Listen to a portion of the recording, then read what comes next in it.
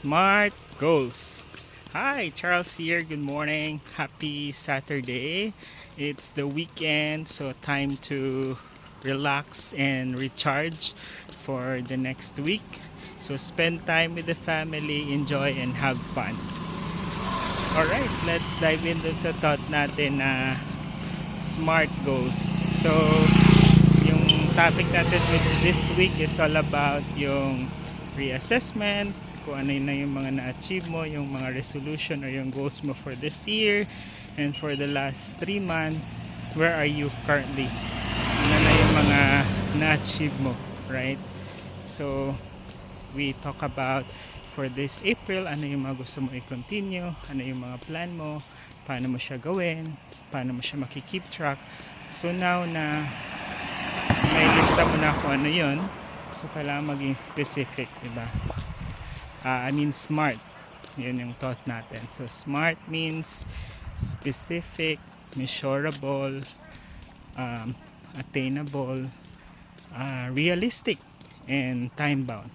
Or kailangan pag iset mo yun, for example sa case ko, ang goal ko for the next 3 months, everyday kailangan ko maglakad ng minimum of 6,000 or 7,000 steps.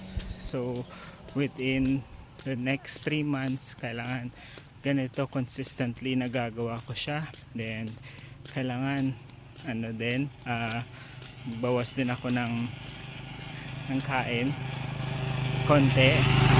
In that way at least mabawasan yung timbang, kasi syempre pag mataba masyado that would impact din sa health.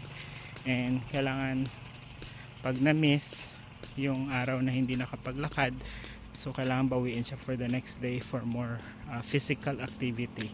And so ayun, kailangan ganun yung pag-set ng goals. So I hope kung ano man yung mga goals na sinet mo, kailangan measurable, attainable, and within the next 3 months I hope ma-achieve mo yan siya, diba?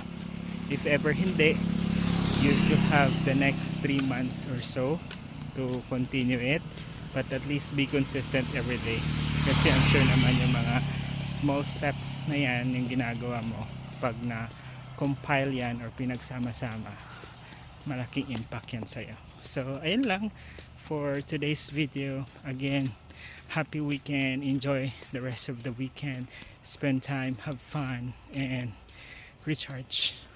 Love you. Mwah.